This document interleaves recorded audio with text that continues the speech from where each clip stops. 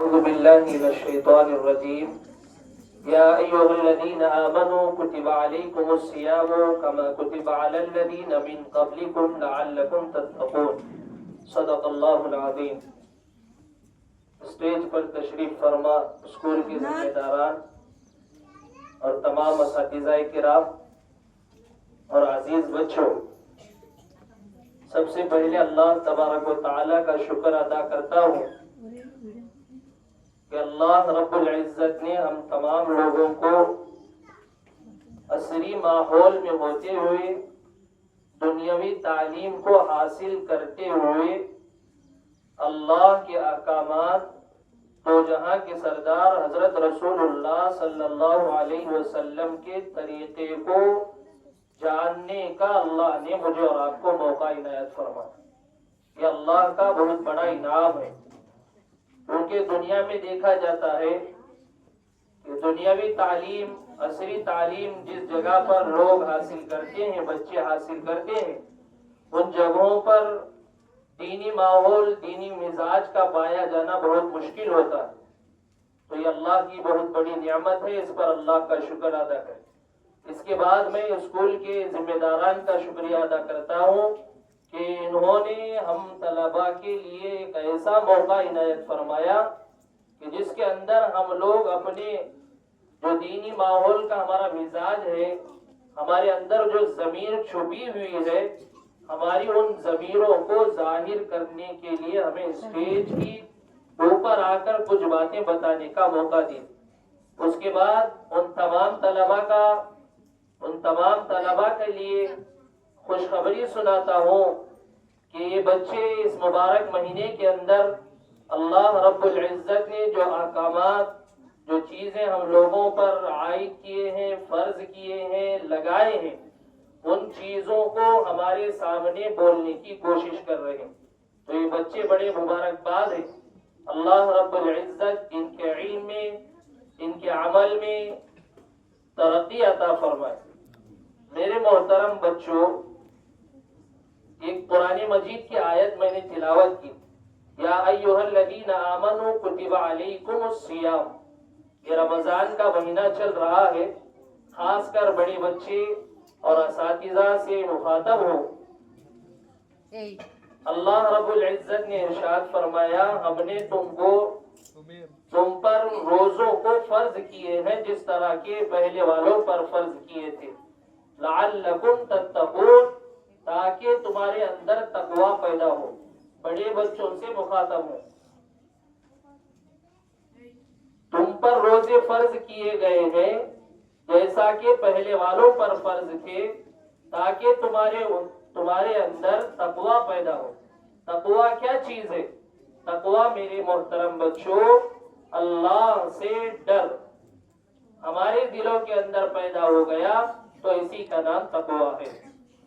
تو یہ مبارک مہینہ چل رہا ہے، اس مبارک مہینے میں اچھا ماحول ہے، ہمارے گھروں کے اندر نمازوں کا ماحول رہتا ہے، دینی ماحول رہتا ہے۔ ان تمام ماحول کے اندر ہم لوگ اپنے آپ کو بنانے کی فکر کریں۔ پھر اس کے بعد اس مبارک مہینے کے اندر اپنے والدین کی خدمت، اپنے اساتذہ کا احترام۔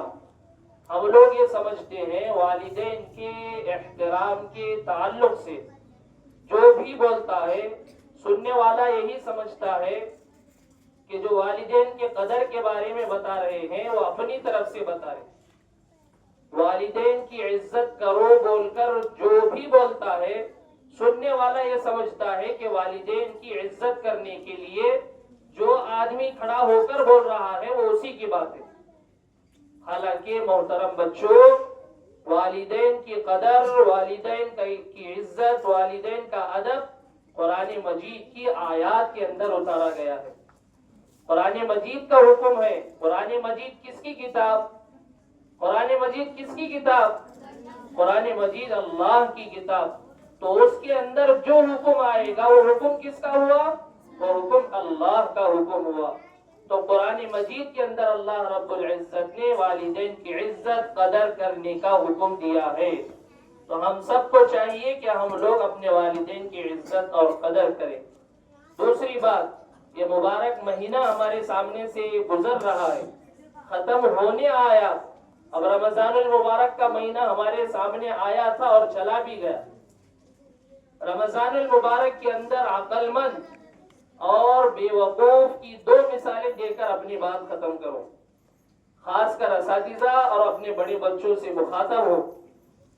میرے محترم بچوں، رمضان المبارک کا یہ مبارک مہینہ ہمارے سامنے آیا اور جا بھی رہا ہے، لیکن اس کے اندر عقل مند وہ انسان ہے جس کو کتابوں میں بتایا گیا کہ اس رمضان المبارک کے مہینے کے اندر انسان اپنے اللہ کو راضی کرنے والے اعمال کرے. اپنے اللہ کو راضی کرنے والے اعمال کرے تو وہ شخص عقل مند کہا گیا. اب لوگ یہ سمجھتے ہیں کہ جو انسان کسی انسان کو دکھے بغیر، کسی کو دکھائے بغیر روزہ چھوڑ دیتا ہے تو ہم لوگ سمجھتے ہیں کہ وہ عقل مند ہے. حالانکہ اللہ کے نزدیک میرے محترم دوستو، عقل مند وہ انسان ہے جو اپنے آپ کو اللہ کے احکامات پر لائے گا، جو حضرت رسول اللہ صلی اللہ علیہ وسلم کے طریقے پر اپنی زندگی کو لائے گا، وہ انسان عقل مند کہا جائے گا. بے وقوف اس مہینے کے اندر سب سے بڑا وہ ہے جو بہانے کرتے ہیں. بیماری کا خاص کر بہانہ کیا جاتا ہے اور اپنی طبیعتوں کا، اپنے کام کاج کا جو ہم لوگ بہانہ کرتے ہیں، روزوں کو چھوڑتے ہیں، عبادتوں کو چھوڑتے ہیں. اس میں سب سے پہلی بات یہ ہے کہ میرے محترم اساتذہ کرام اور بچوں، اگر دنیا کا کوئی کام ہمارے سامنے آتا ہے، دنیا کی کوئی ضرورت ہمارے سامنے آتی ہے، تو ہم لوگ سب سے پہلے جو کام کرتے ہیں وہ اللہ کے حکم کو چھوڑنے کا کام کرتے ہیں. ہمارے سامنے جب بھی کوئی دنیاوی ضرورت آئے تو ہم لوگ دنیا کے اندر اللہ کے حکم کو سب سے پہلے چھوڑنے کا کام کرتے ہیں. حالانکہ میرے محترم دوستو، یہ پوری دنیا کی جتنی بھی ضرورتیں ہیں وہ تمام کی تمام ضرورتیں میری جائز ضرورتیں ہیں، لیکن ان جائز ضرورتوں کو ہم بچوں نے، ہم بڑوں نے اس ضرورتوں کو حاصل کرنے کے راستے کو غلط چنا ہوا. اس راستے کو، ان چیزوں کو حاصل کرنا ہے کس کے ساتھ، کس کے پاس مانگنا چاہیے؟ ان تمام ضرورتوں کو ہم لوگوں کو اللہ کے سامنے مانگنا چاہیے. کوئی کہتا ہے بیماری کا بہانہ، کوئی کہتا ہے اتنے مبارک مہینے کے اندر بھی، اتنے مقدس ایام میں بھی اپنی مغفرت نہیں کراتا، گناہوں کے اندر ملوث. اللہ کے نزدیک بے وقوف انسان وہ ہے. کل حشر کے میدان میں انسان دنیا کے اندر دماغ کے اندر پلاننگ بنا کر بیٹھا ہوا ہے کہ میں کل حشر کے میدان میں اللہ کے سامنے جا کر بہانہ بناؤں گا. بہانہ یہ کہوں گا کہ اے اللہ، مجھے آپ نے دنیا کے اندر بہت ساری ذمہ داریوں سے نوازا، ان تمام ذمہ داریوں کے ساتھ میں آپ کے احکامات کو پورا نہیں کر سکتا تھا. تو اللہ فرمائیں گے ذرا صبر کر بے وقوف، تیرے سامنے ایک ایسی شخصیت کو لاؤں گا جو شخصیت دنیا کے اندر پوری کی پوری انسانیت، پوری دنیا کے اندر حکومت کر کے چلی گئی. اس انسان کے سامنے جو بہانہ بناتا ہے، اس کے سامنے اللہ رب العزت حضرت سلیمان علیہ السلام کو پیش کریں گے اور بتائیں گے کہ اے سلیمان، بتاؤ آپ کی دنیا کے اندر حکومت کتنی تھی، ذمہ داریاں کتنی تھی. اس انسان کے سامنے بتایا جائے گا کہ سلیمان علیہ السلام کی حکومت بندوں پر، انسانوں پر، فرشتوں پر اور جتنی بھی دنیا کے اندر چیزیں ہیں ان تمام چیزوں کے اوپر حضرت سلیمان کی حکومت چلتی تھی، ذمہ داری حضرت سلیمان کی چلتی تھی. لیکن کیا مجال کہ حضرت سلیمان علیہ السلام کی عبادت کے اندر ذرہ برابر کمی. تو میرے محترم دوستو، کل حشر کے میدان میں، محترم بچوں، اساتذہ کرام، کل حشر کے میدان میں میرا کوئی بہانہ چلنے والا نہیں ہے. اللہ کے سامنے کوئی بیماری کا بہانہ چلنے والا نہیں ہے. جا کر انسان کہے گا اے اللہ، میں دنیا کے اندر اتنا بیمار تھا، اتنا پریشان تھا کہ میں آپ کی عبادت نہیں کر سکتا تھا. اس بے وقوف انسان کے سامنے اللہ رب العزت حضرت ایوب علیہ السلام کو پیش کریں گے کہ ایوب بتاؤ دنیا کے اندر تمہیں بیماری کس طرح کی تھی. حضرت ایوب علیہ السلام کہیں گے کہ اللہ، مجھ پر ایسی بیماری تھی کہ مجھے گھر والوں نے اپنے گھر سے بھگایا تھا. اپنے محلے والوں نے مجھے دھکے مار کر باہر بھگائے تھے اور اپنے شہر والوں نے مجھے قبول نہیں کیا تھا. اتنی خطرناک بیماری تھی, مجھے لے جا کر شہر کے باہر دھکے مار کر بھگا دیا گیا تھا, لیکن اے اللہ میں نے آپ کے حکموں پر ذرہ برابر بھی چلنے میں کوئی کمی نہیں کی. تو اس بے وقوف انسان کا سر شرم کے مارے جھک جائے گا. تو میرے محترم بچوں, یہ مبارک مہینہ چل رہا ہے کہ اللہ رب العزت نے ہمیں اپنی مغفرت کرانے کے لیے, اپنی عبادتوں کے اندر اضافہ کرنے کے لیے موقع دیا ہے. تو ہم عقل مند اس وقت ہوں گے جب ہم ان اوقات سے, ان دنوں سے, ان راتوں سے فائدہ حاصل کرنے والے بنیں گے.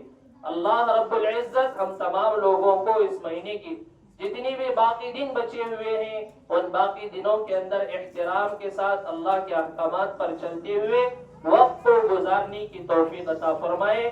پھر ایک بار میں اپنے بچوں کو مبارکبادی پیش کرتے ہوئے اپنی بات کو ختم کرتا ہوں.